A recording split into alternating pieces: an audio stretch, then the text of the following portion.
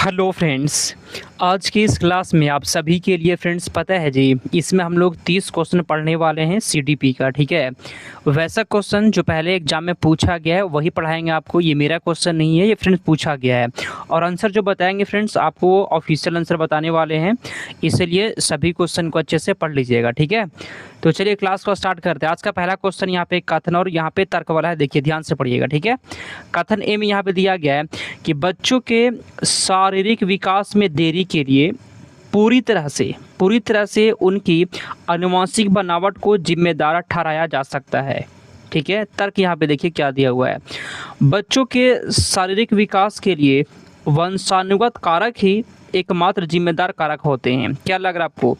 ए और आर दोनों सही है, ए और आर दोनों सही है, लेकिन ए आर ए की व्याख्या नहीं करता है। सी में दिया गया है, सी में यहाँ पे दिया गया फ्रेंड्स ए सही है लेकिन आर गलत है, और ए आर दोनों गलत है। देखिए फ्रेंड्स समझाते हैं यहाँ पे आंसर क्या होगा। ठीक है, देखिए बच्चों के शारीरिक विकास में देरी के लिए पूरी तरह से यहाँ पे दिया गया, पूरी तरह से उनकी आनुवंशिक बनावट को जिम्मेदार ठहराया जा सकता है। गलत हो जाएगा, पूरी तरह से आनुवंशिक नहीं होता है। ठीक है, एक ये मतलब पहला कट गया। बच्चों के शारीरिक विकास के लिए वंशानुगत कारक ही एकमात्र जिम्मेदार कारक होते हैं, ये भी गलत हो जाएगा। ठीक है, वंशानुगत कारक ही सिर्फ नहीं होता है। ठीक है, तो ये फ्रेंड्स गलत हो जाएगा, तो ए और आर दोनों गलत है। आंसर यहाँ पे डी में देखिए, डी में क्या दिया गया, यहाँ पे ए और आर दोनों गलत है। ऑप्शन नंबर यहाँ पे डी हो जाएगा। आगे चलते हैं 2 नंबर क्वेश्चन की ओर। ठीक है, थोड़ा सा वो बड़ा क्वेश्चन था, आगे चलते हैं। निम्नलिखित में से कौन सा सूक्ष्म गत्यात्मक कौशल का एग्जाम्पल है जिसमें छोटी मांसपेशियों का उपयोग शामिल है? बताइए। देखिए फाइन मोटर स्किल में फ्रेंड्स क्या होता है, इसको कहते हैं सूक्ष्म गत्यात्मक। इसमें फ्रेंड्स पता है जी, छोटी मांसपेशियों का ही उपयोग होता है। ठीक है, जैसे तेजी से दौड़ना, ये फ्रेंड्स नहीं होगा, इसमें पूरा बॉडी आपका मूवमेंट करेगा। ये जो है ना सूक्ष्म में नहीं आता है। एक पैर पर कूदना, ये भी नहीं आता है। अब बताइए, कागज पर एक वृत्त को काटना या सुई पिरोना? आंसर यहाँ पे फ्रेंड्स आपका सी हो जाएगा। ठीक है जी, मान लीजिए आप लिख रहे हैं, ठीक है, तो वो ना सूक्ष्म गत्यात्मक कौशल होता है। ऑप्शन नंबर यहाँ पे सी हो जाएगा। अगला क्वेश्चन, बच्चों के समाजीकरण का द्वितीयक संस्था में कौन सा शामिल है? बताइए तो आंसर। द्वितीयक संस्था में क्या आता है? देखिए फ्रेंड्स, केवल परिवार दिया गया, ये पहले पता है क्या होता है, ये द्वितीयक नहीं होता, ये प्राथमिक होता है। इसको कट करिए, आंसर यहाँ पे बी हो जाएगा, विद्यालय और मीडिया होता है। ठीक है, द्वितीयक संस्था। अगला क्वेश्चन, जीन पियाजे के संज्ञानात्मक विकास के सिद्धांत के अनुसार किस चरण में बच्चे संरक्षण और क्रमबद्धता की अवधारणाओं को समझने में सक्षम होते हैं लेकिन अमूर्त सोच में कठिनाई होती है? कमेंट करिए तो। देखिए बच्चा जो है ना, वो संरक्षण और क्रमबद्धता तो जान जाता है लेकिन उसे अमूर्त सोच में कठिनाई होती है। तो फ्रेंड्स यहाँ पे डी आपका कट जाएगा, क्योंकि अमूर्त सोच में उसको दिक्कत हो रहा है, तो अमूर्त सक्रियात्मक चरण तो नहीं होगा। अब बताइए 4 नंबर क्वेश्चन का फ्रेंड्स यहाँ पे सी हो जाएगा, मूर्त संक्रियात्मक चरण में बच्चा है। अगला क्वेश्चन 5 नंबर क्वेश्चन की ओर। ठीक है, ठीक है, लास्ट में ना आपको कमेंट करना है कि आप कितना सही किए हैं। जीन पियाजे के अनुसार एक बच्चा जो यह सोचता है कि एक लंबे और पतले गिलास में चौड़े गिलास से अधिक पानी आता है, वह किस केंद्रीय सीमा को प्रदर्शित कर रहा है? बताइए। क्वेश्चन को पहले पढ़िएगा। ठीक है जी, एक बच्चा यह सोचता है कि एक लंबे और पतले गिलास में, देखिए फ्रेंड्स वो बच्चा सोचता है, जब मान लीजिए गिलास है, ये पतला सा लंबा गिलास, इसको समझिएगा। ठीक है, पतले गिलास में चौड़े गिलास से अधिक पानी। फ्रेंड्स एक यहाँ पे एक गिलास दिया, ये चौड़ा गिलास है। ठीक है, ये चौड़ा गिलास है और दोनों में पानी सेम ही आएगा, लेकिन बच्चा पता है क्या समझता है, बच्चा सोचेगा ना कि इसमें ज़्यादा पानी आएगा। ठीक है, तो इस सोच को क्या कहते हैं? कमेंट करिए। इस सोच को कहते हैं फ्रेंड्स केंद्रीकरण, सेंट्रेशन कहते हैं। ठीक है फ्रेंड्स, सेंट्रेशन कहते हैं। ऑप्शन नंबर यहाँ पे बी हो जाएगा। ये क्वेश्चन बहुत बार एग्जाम में पूछा गया है। आगे चलते हैं। ली वाइगोस्की के अनुसार बच्चों के संज्ञानात्मक विकास को सुसाध्य करने के लिए निम्नलिखित में से कौन सा तत्व सबसे महत्वपूर्ण है? बताइए। ली वाइगोस्की के अनुसार बच्चों के संज्ञानात्मक विकास को सुसाध्य करने के लिए निम्नलिखित में से कौन सा तत्व सबसे महत्वपूर्ण है? छठा का बताइए।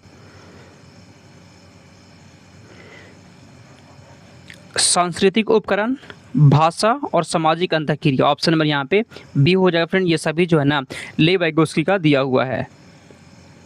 अगला क्वेश्चन, ली वाइगोस्की के सिद्धांत में शिक्षार्थी को कार्य को पूरा करने के लिए दी जाने वाली अस्थायी और आवश्यकता अनुसार सहायता को क्या कहा जाता है? 7 नंबर क्वेश्चन का बताइए।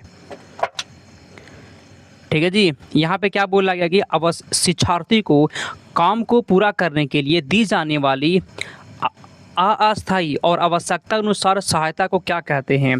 तो इससे पता है क्या कहते हैं फ्रेंड, इससे जो है ना स्कैफोल्डिंग कहते हैं। ठीक है, अगर बच्चे को हेल्प किया जाता है ना, उसको स्कैफोल्डिंग कहा जाता है। चलिए 8 नंबर क्वेश्चन, थोड़ा सा ये बड़ा क्वेश्चन है, इसको छोटा कर लेते हैं। ठीक है, आंसर दीजिएगा। लॉरेंस कोहलबर्ग के अनुसार नैतिक विकास के किस स्तर पर व्यक्ति समाज के नियमों और कानून के प्रति अपनी जिम्मेदारी को समझता है और यह मानता है कि कानून व्यवस्था को बनाए रखना समाज के लिए आवश्यक है? बस इतना ध्यान से पढ़िएगा, इतना ध्यान से पढ़िएगा। देखिए इतना, कानून व्यवस्था को बनाए रखना समाज के लिए आवश्यक है। कमेंट करिए फ्रेंड्स, या किस में आता है? बहुत अच्छा क्वेश्चन है, आसान क्वेश्चन है। कानून और व्यवस्था अभिविन्यास में आएगा, ऑप्शन नंबर यहाँ पे आपका बी हो जाएगा। ठीक है, अगला क्वेश्चन यहाँ पे 9 नंबर क्वेश्चन की ओर। ठीक है, एग्जाम तक फ्रेंड्स आपको जुड़े रहना है फ्रेंड्स, आपका तैयारी बहुत अच्छा हो जाएगा। अगला, एक बाल केंद्रित शिक्षा में बच्चों के अधिगम को कैसे देखा जाता है? एक चाइल्ड सेंटर्ड एजुकेशन में बच्चों के अधिगम को कैसे देखा जाता है? बच्चों के ज्ञान के सक्रिय निर्माता के रूप में देखा जाता है। ये सही होगा क्या फ्रेंड्स? ये सही हो जाएगा। ठीक है, बच्चे क्या होते हैं? बच्चों के ज्ञान के सक्रिय निर्माता के रूप में देखा जाता है। ऑप्शन नंबर आपका बी हो जाएगा। अगला क्वेश्चन, हावर्ड गार्डनर के बहुबुद्धि सिद्धांत के अनुसार जो व्यक्ति प्रकृति के विभिन्न तत्वों, पौधों, जानवरों और प्राकृतिक व्यवस्था को गहराई से पहचानने की क्षमता रखते हैं, उनके पास कौन सी बुद्धि होती है? 10 का कमेंट करिए, उनके पास कौन सी बुद्धि होती है? अच्छा क्वेश्चन है जी। जो व्यक्ति फ्रेंड्स प्रकृति के विभिन्न तत्व, तो यहाँ पे आंसर आपका हो जाएगा प्रकृतिवादी बुद्धि होता है। ठीक है, आंसर आपका बी हो गया। अगला क्वेश्चन, राष्ट्रीय शिक्षा नीति 2020 के अनुसार मूल्यांकन का उद्देश्य क्या होना चाहिए? मूल्यांकन क्यों करना चाहिए? इसका उद्देश्य क्या होता है? 11 का फ्रेंड्स कमेंट करिए। और हम पता है क्या सोच रहे हैं फ्रेंड्स कि हर टॉपिक से जो प्रीवियस ईयर में पूछा गया है ना, हर टॉपिक का क्वेश्चन, जैसे जीन पियाजे, कोहलबर्ग, जीन पियाजे का जितना भी क्वेश्चन पूछा गया है वो एक जगह पढ़ाएं, कोहलबर्ग का जितना भी क्वेश्चन पूछा गया है उसका एक क्लास करवाएं। ठीक है, तो आप कमेंट करिएगा फ्रेंड्स, ऐसा क्लास करवाना कैसा रहेगा? अगर अच्छा है तो आप कमेंट करिएगा, आपको ला देंगे। ठीक है, चलिए कमेंट करिए आंसर। बच्चों के सीखने की प्रक्रिया को समझना और शिक्षण अधिगम को सुगम बनाना, आंसर आपका यहाँ पे बी हो जाएगा। ठीक है, ऑप्शन नंबर बी यहाँ पे सही जवाब है। ठीक है, चलिए आगे चलते हैं। चलिए फ्रेंड्स आगे चलते हैं 12 नंबर क्वेश्चन की ओर। शिक्षकों को कक्षा में लड़कों और लड़कियों के बीच जेंडर रूढ़िवादिता को खत्म करने के लिए क्या करना चाहिए? जेंडर रूढ़िवादिता को खत्म करने के लिए एक शिक्षक को क्या करना चाहिए? लड़कियों को केवल घरेलू कार्य का एग्जाम्पल देना गलत हो जाएगा। लड़कों और लड़कियों को पूरी तरह से अलग बैठाना, ये भी नहीं करना है। यह कहना कि लड़कियां गणित में कमज़ोर होती हैं, ये भी नहीं करना है। आंसर ए में देखिए, दोनों की ऐसी गतिविधियों में समान अवसर देना जो गैर पारंपरिक जेंडर भूमिकाओं को दर्शाती हो। ऑप्शन नंबर ए हो जाएगा। ठीक है, आगे चलते हैं अगले क्वेश्चन की ओर। यहाँ पे 13। चलिए अगला क्वेश्चन, कक्षा में शिक्षार्थी के बीच पाई जाने वाली व्यक्तिगत विविधताओं को के प्रति एक संवेदनशील शिक्षक को क्या रुख अपनाना चाहिए? बताइए। कक्षा में शिक्षार्थियों के बीच पाई जाने वाली व्यक्तिगत विविधताओं के प्रति एक संवेदनशील शिक्षक को क्या करना चाहिए? विविधताओं को एक कमी मानकर अनदेखा कर देंगे, नहीं करना है। कठोर मानकीकृत निर्देश देना, ये भी गलत हो जाएगा। केवल मेधावी बच्चों के अनुसार ही पूरी कक्षा को पढ़ाना गलत हो जाएगा। आंसर यहाँ पे बी आपका विविध शिक्षण शास्त्रियों, रणनीतियों और लचीले पाठ्यक्रम का उपयोग करना। ठीक है, हमेशा जो है ना लचीला पाठ्यक्रम का ही उपयोग करना है। अगला क्वेश्चन, सतत और व्यापक मूल्यांकन का अर्थ निम्नलिखित में से क्या होता है? सतत और व्यापक मूल्यांकन का अर्थ क्या होता है? केवल वर्ष के अंत में ली जाने वाली लिखित परीक्षा होता है? नहीं, ये गलत हो गया। बच्चों के केवल अनुशासन और स्कूल रिकॉर्ड को देखना? नहीं। छात्रों को केवल याद रखना? देखो, बच्चों से जो फ्रेंड्स, बच्चों से कभी भी याद नहीं करवाना है, रटाना नहीं है। ये सब ऑप्शन गलत हो गया। मूल्यांकन मतलब क्या होता है? देखिए, अधिगम की प्रक्रिया के दौरान नियमित रूप से शैक्षिक और सशैक्षिक दोनों पक्ष का आकलन होना चाहिए। आंसर आपका यहाँ पे बी सही जवाब है। आगे चलते हैं हम लोग। निम्नलिखित में से कौन सा प्रश्न बच्चों में उच्च स्तरीय सोच, कौशल या समालोचनात्मक चिंतन को बढ़ावा देता है? कमेंट करिए। ऐसा इसमें से कौन सा प्रश्न है? भारत के प्रधानमंत्री कौन थे? इसमें फ्रेंड्स बच्चा दिमाग लगाया क्या? नहीं, वो जो है वो आंसर दे देगा तुरंत। यहाँ पे क्या बोला गया कि उच्च स्तरीय सोच, मतलब बच्चा उस क्वेश्चन के बारे में सोचे, अपना कुछ दिमाग लगाए। इसमें तो अपना कुछ दिमाग नहीं लगा पाएगा, क्योंकि जो है वो बता देगा। संविधान किस तारीख को पूरी तरह से लागू हुआ था? इसमें भी फ्रेंड्स वो दिमाग क्या लगाएगा? जो है वो बता देगा, डेट। 10 को 4 से गुना करने पर क्या संख्या मिलेगी? फ्रेंड्स 40 मिलेगा, तो वो तो डायरेक्ट 40 बोल देगा। इसमें दिमाग कहाँ लगाया वो? ये सब ऑप्शन नहीं होगा। देखिए, ग्लोबल वार्मिंग की समस्याओं को कम करने के लिए आपके पास क्या नवीन और व्यवहारिक उपाय हो सकते हैं? तो बच्चे इसके बारे में क्या करेगा? सोचेगा, अपना दिमाग लगाएगा। ठीक है, तो आंसर यहाँ पे आपका बी है। आगे चलते हैं। एक समावेशी कक्षा में दृष्टिबाधित छात्रों के सफल समावेशन के लिए शिक्षक को क्या करना चाहिए? 16 का बताइए। एक शिक्षक को फ्रेंड्स क्या करना चाहिए? ठीक है जी, एक ऐसा बच्चा है जिसको थोड़ा सा देखने में दिक्कत है, ठीक है, दृष्टिबाधित है, तो उसके लिए फ्रेंड्स क्या करेगा एक शिक्षक? क्या करेंगे एक शिक्षक, बताइए।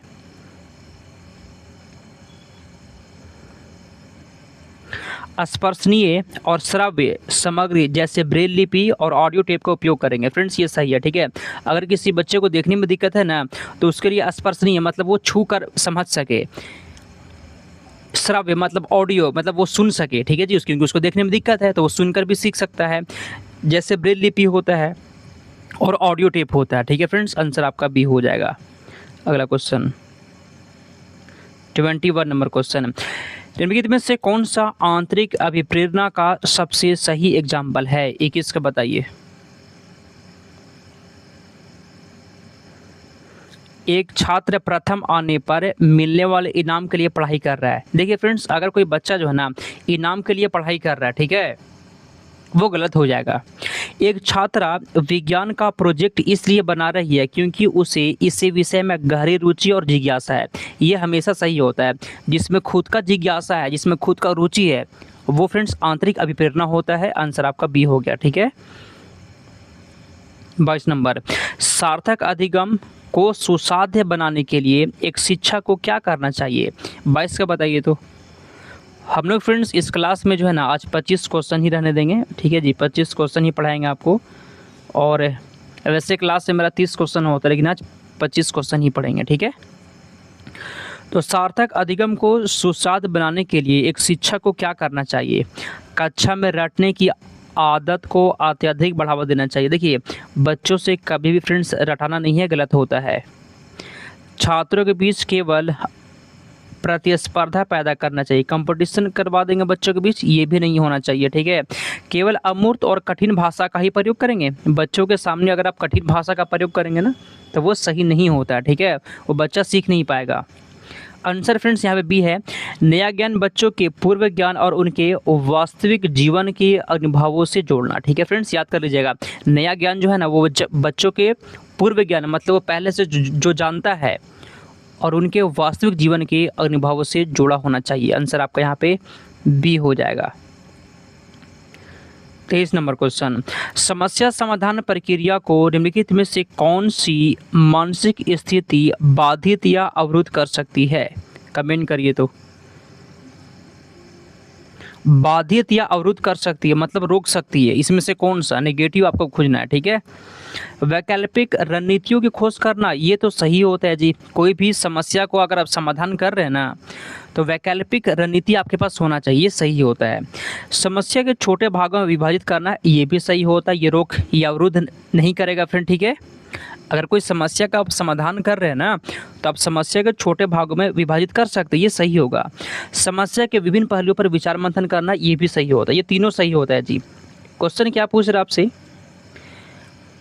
मानसिक स्थिति बाधित या अवरुद्ध कर सकती है। देखिए, प्रक्रियात्मक स्थिरता लिख लीजिए, यह हमेशा नेगेटिव होता है। किसी वस्तु के केवल एक ही पारंपरिक उपयोग पर अड़े रहना, ये फ्रेंड्स ये गलत होता है। आंसर आपका यहाँ पे ए हो जाएगा। ठीक है, आगे चलते हैं। संज्ञान और संवेग के संबंध में कौन सा कथन पूरी तरह से सत्य है? 24 का बताइए।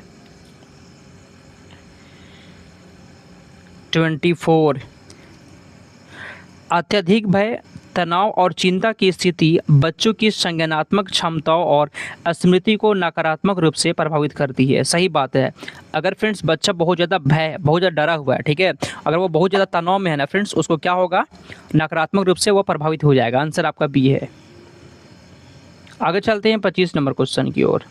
राष्ट्रीय पाठ्यचर्या रूपरेखा के अनुसार अधिगम का मूल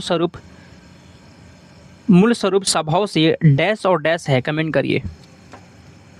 अधिगम का फ्रेंड जो स्वरूप है ना, अधिगम का जो स्वरूप है वह कैसा है, कमेंट करिए। तो निष्क्रिय और व्यक्तिगत, सक्रिय और सामाजिक, निष्क्रिय और सामाजिक, या फिर क्या होगा? देखिए, निष्क्रिय फ्रेंड्स हमेशा गलत होता है, निष्क्रिय कभी भी सही नहीं हो सकता है।